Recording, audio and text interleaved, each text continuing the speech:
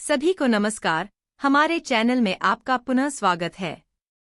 सटीक और प्रामाणिक जानकारी देने वाले ईपीएफओ वीडियो की सीरीज में आज हम अपने चैनल पर पेंशन वीडियो की सीरीज शुरू कर रहे हैं।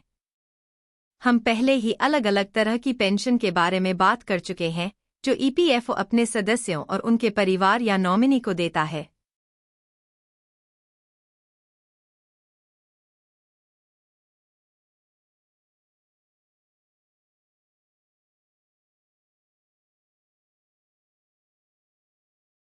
कर्मचारी पेंशन योजना क्या है?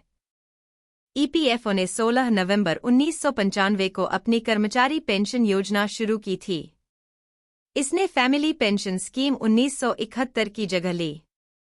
फैमिली पेंशन स्कीम में जहां सदस्य की मृत्यु पर ही परिवार को पेंशन मिलती थी, वहीं नई स्कीम में सदस्य को भी पेंशन देने का प्रावधान किया गया है। सदस्य के अलावा परिवार और नॉमिनी को भी पेंशन देने का प्रावधान है। कर्मचारी पेंशन योजना के लिए पात्रता। योजना के प्रावधानों के अनुसार पेंशन योजना का सदस्य अंशदायी सदस्यता के 10 वर्ष पूरे होने पर पेंशन का हकदार हो जाता है और वह 58 वर्ष की आयु पूरी होने पर पेंशन ले सकता है, चाहे वह अपनी संस्था से सेवानिवृत्त हुआ हो या नहीं। यानी 58 वर्ष की आयु पूरी होने और 10 वर्ष की सदस्यता पूरी होने पर कोई भी सदस्य पेंशन का हकदार हो जाता है। नौकरी करते हुए भी पेंशन मिल सकती है। जल्दी पेंशन और घटी हुई दरें। इसके अलावा अगर कोई सदस्य 50 वर्ष की आयु पूरी करने के बाद नौकरी छोड़ता है तो वह भी कम दर पर पेंशन पाने का पात्र हो जाता है, बशर्ते सदस्यता की अवधि कम से कम 10 वर्ष हो। पेंशन की गणना सदस्य की पेंशन योग्य सेवा यानी पेंशन फंड में उसके द्वारा योगदान किए गए वर्षों की संख्या और सेवानिवृत्ति से पहले 60 महीनों के औसत वेतन के आधार पर की जाती है। कैसे करें अपनी पेंशन की गणना? अगर आप जानना चाहते हैं कि आपको कितनी पेंशन मिलेगी, तो आप ईपीएफओ की आधिकारिक वेबसाइट पर जाकर बाएं और ऑनलाइन सेवाओं के बॉक्स में उपलब्ध पेंशन कैलकुलेटर पर क्लिक कर सकते हैं। एक नई स्क्रीन खुलेगी जहां आप जान सकते हैं कि इस कैलकुलेटर का उपयोग कैसे करें और बाईं ओर दिए गए टैब पर क्लिक करके आप home page and pension calculator पर पहुंच सकते हैं। यहां आप ऊपर दिए गए पेंशन कैलकुलेटर टैब पर क्लिक करके कैलकुलेटर पर पहुंच जाएंगे।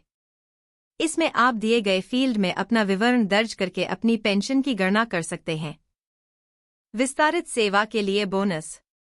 यदि किसी सदस्य की पेंशन योग्य सेवा 20 वर्ष या उससे अधिक है तो उसे 2 वर्ष का बोनस भी दिया जाता है। आमतौर पर सदस्यों को 58 वर्ष पूरे होने पर पेंशन दी जाती है, लेकिन यदि कोई सदस्य 50 वर्ष की आयु पूरी करने के बाद और 58 वर्ष पूरे करने से पहले सेवानिवृत्त होता है तो वह कम दरों पर पेंशन ले सकता है। 58 वर्ष से कम आयु के वर्षों के अनुसार पेंशन में 4% प्रति वर्ष की कटौती की जाएगी। पेंशन स्थगित करना। यदि कोई सदस्य चाहे तो 58 वर्ष के बाद 60 वर्ष की आयु तक पेंशन स्थगित कर सकता है। अगर पेंशन योग्य सेवा के 10 साल पूरे हो गए हैं और सदस्य 58 साल के बाद भी सेवा में है तो वह 60 साल की उम्र तक पेंशन फंड में योगदान जारी रख सकता है। ऐसी स्थिति में उसकी पेंशन की गणना के लिए 58 साल के बाद की सेवा और वेतन को भी ध्यान में रखा जाता है। तो यह थी कर्मचारी पेंशन योजना के बारे में जानकारी। उम्मीद है कि आपको यह जानकारी उपयोगी लगी होगी। अगले वीडियो में हम दूसरे प्रकार की पेंशन के बारे में बात करेंगे।